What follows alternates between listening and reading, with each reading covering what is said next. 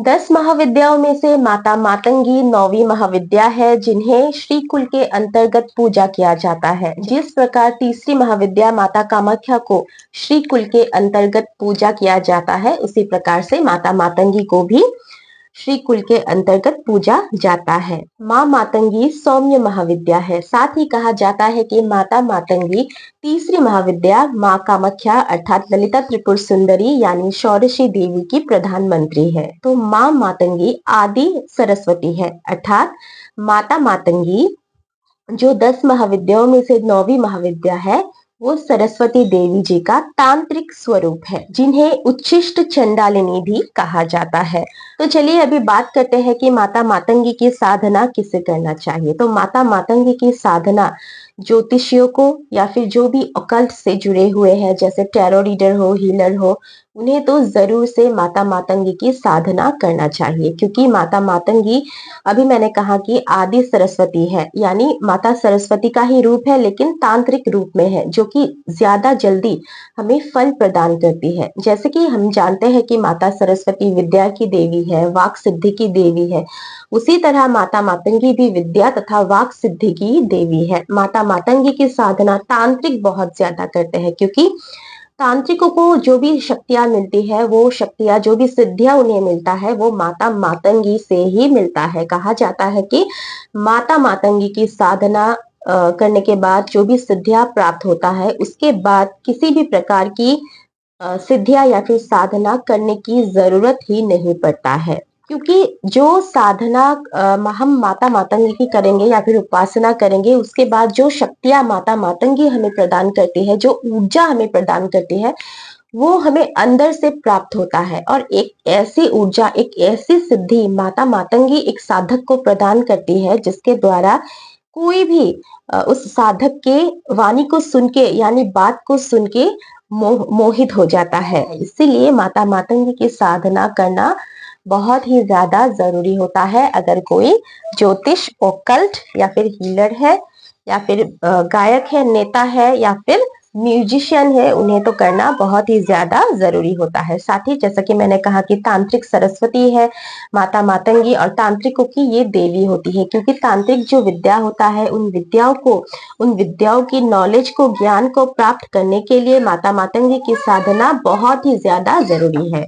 तो माता मातंगी की साधना के विषय में विस्तार से जानने से पहले आइए जानते हैं कि माता मातंगी जी का स्वरूप कैसा है। क्योंकि जब भी हम माँ की या फिर किसी भी देवी देवताओं की साधना करते हैं, तो उनका स्वरूप एकदम क्लियर होना ज्यादा जरूरी होता है। क्योंकि जो भी साधना करते हैं हम, जिस भी देवी देवताओं की हम साधना करते हैं, उनका जो स्वरूप है, उनका जो प्रतिच्छवि है, एकदम क्लियरली हमारे दिमाग में, हमारे हार्ट में यानी दिल में बैठ जाना चाहिए। तो चलिए जानते हैं कि माता मातंगी का स्वरूप कैसा है। माँ मातंगी की देह का रंग हरा होता है।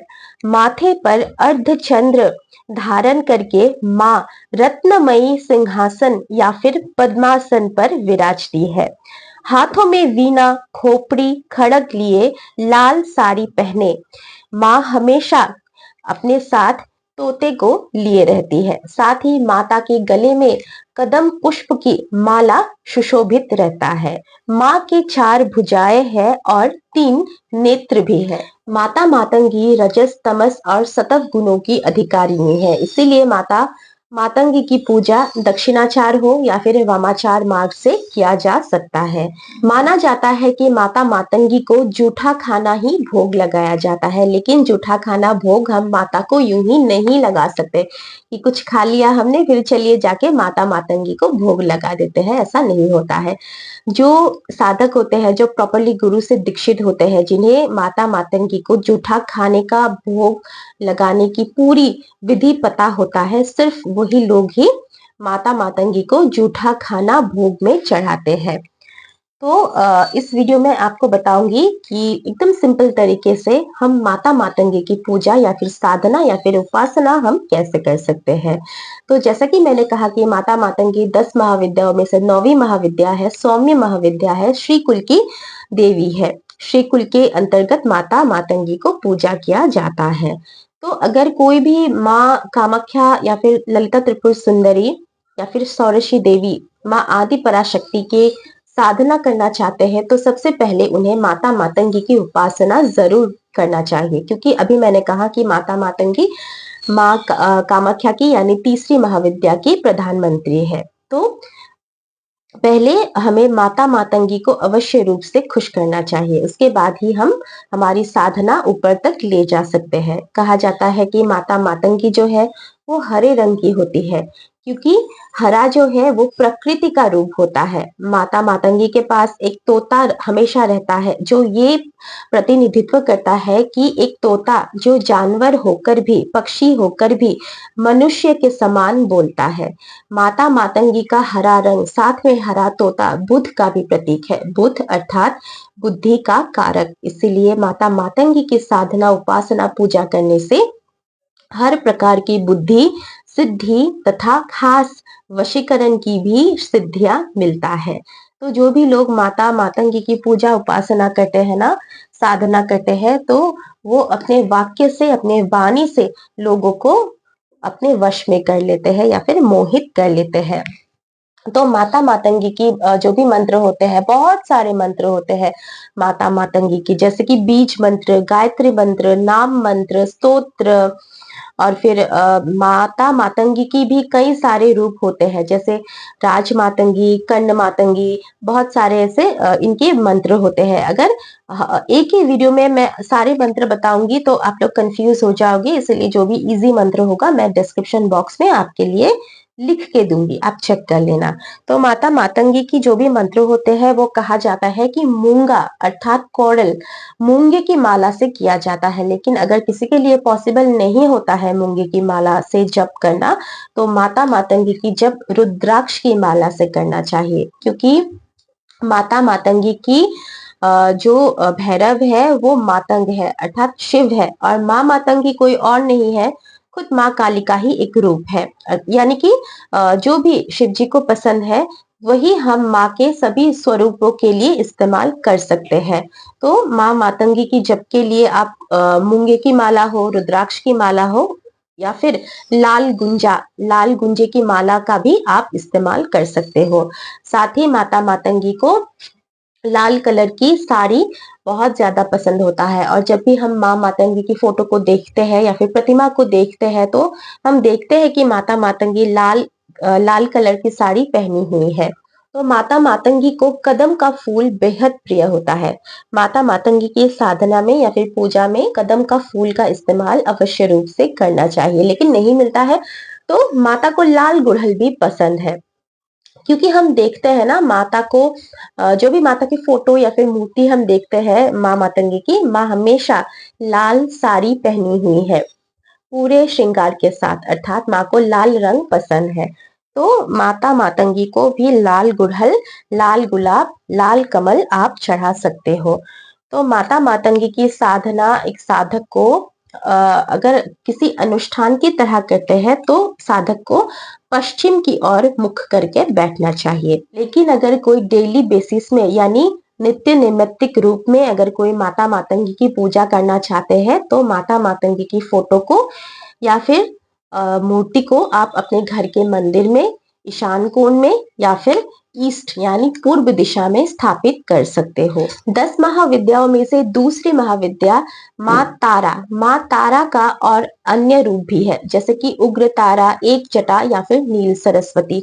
तो माता का जो नील सरस्वती रूप है वो माता मातंगी के साथ बहुत ही ज्यादा मिलता जुलता है। सिर्फ रूप ही नहीं, नील सरस्वती तथा माता मातंगी की जो शक्तियां होती है वो एक ही होती है, लेकिन देवी अलग अलग है। माँ मातंगी और नील सरस्वती दोनों एक नहीं है। नील सरस्वती माता तारा का रूप है जो कि दूसरी महाविद्या है, और माँ मातंगी 9वीं महाविद्या है। लेकिन जो भी साधक माता मातंगी की साधना करते हैं उस साधक को नील सरस्वती की साधना करने पर जो फल मिलता है वही फल मिलता है माता मातंगी की साधक को।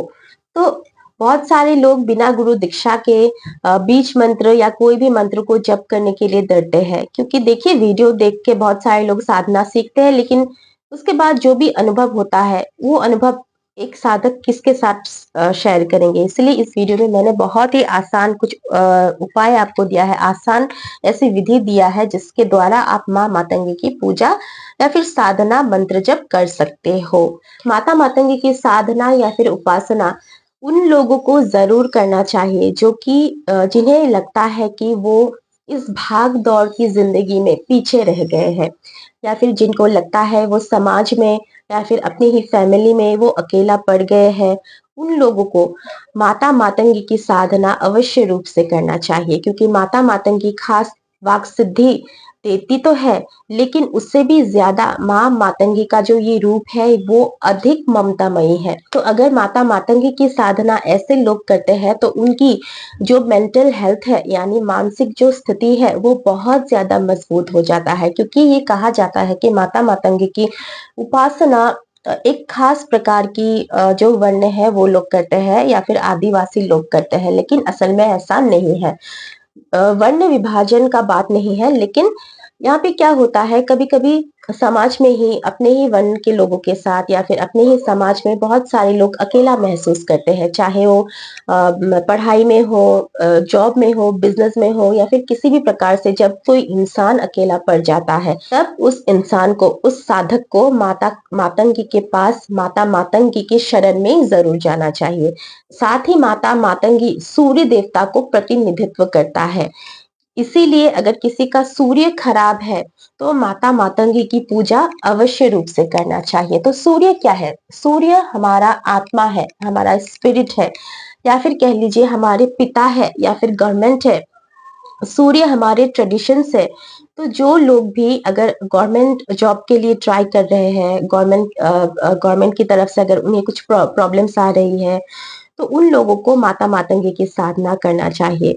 जो लोग अंतर आत्मा से अकेले हैं, स्पिरिचुअली उनको किसी चीज की तलाश है, तो उन लोगों को माता मातंगी की पूजा या फिर साधना जरूर करना चाहिए। तो साधना विधि तो पूरा इसमें मैं शेयर नहीं कर रही हूँ, क्योंकि वीडियो बहुत लंबा हो जाएगा, और जो साधक पहले से ही है उनको पता होता है कि साधना कैसे करना चाहिए। लेकिन अगर पूजा करना चाहते हो तो माता मातंगी की, तो इसमें डरने वाली बात कुछ भी नहीं है, क्योंकि बहुत सारे लोग महाविद्याओं के नाम सुनते ही डर जाते हैं कि महाविद्या की साधना पूजा हम घर में कर सकते हैं कि नहीं। अवश्य रूप से हम माता मातंगी की पूजा, डेली पूजा हम अपने ही घर में कर सकते हैं। आपको सिर्फ माता मातंगी की एक फोटो चाहिए या फिर किसी भी देवी की आप फोटो ले लीजिए। आप सोचिए वो माता मातंगी की ही मूर्ति है या फिर तस्वीर है। उसके बाद माता मातंगी की जो भी मंत्र आते हैं, नाम मंत्र, स्तोत्र, गायत्री मंत्र, उनका आप चैंटिंग करना यानी जप करना शुरू कर दीजिए। सेम विधि रहेगा, पंचोपचार पूजन रहेगा, यानी कि नैवेद्य, धूप, दीप, फिर तिलक रहेगा यानी सिंदूर रहेगा, फूल रहेगा, सेम रहेगा। इसी तरह हम डेली बेसिस पे माता मातंगी की पूजा कर सकते हैं। और जो भी लोग सूर्य को, अपने सूर्य ग्रह को मजबूत करना चाहते हैं, तो माता मातंगी की साधना या फिर पूजा, सिंपल पूजा अवश्य रूप से कीजिए। तो चलिए अभी इस वीडियो से विदा लेते हैं, मिलते हैं अगले वीडियो में। धन्यवाद।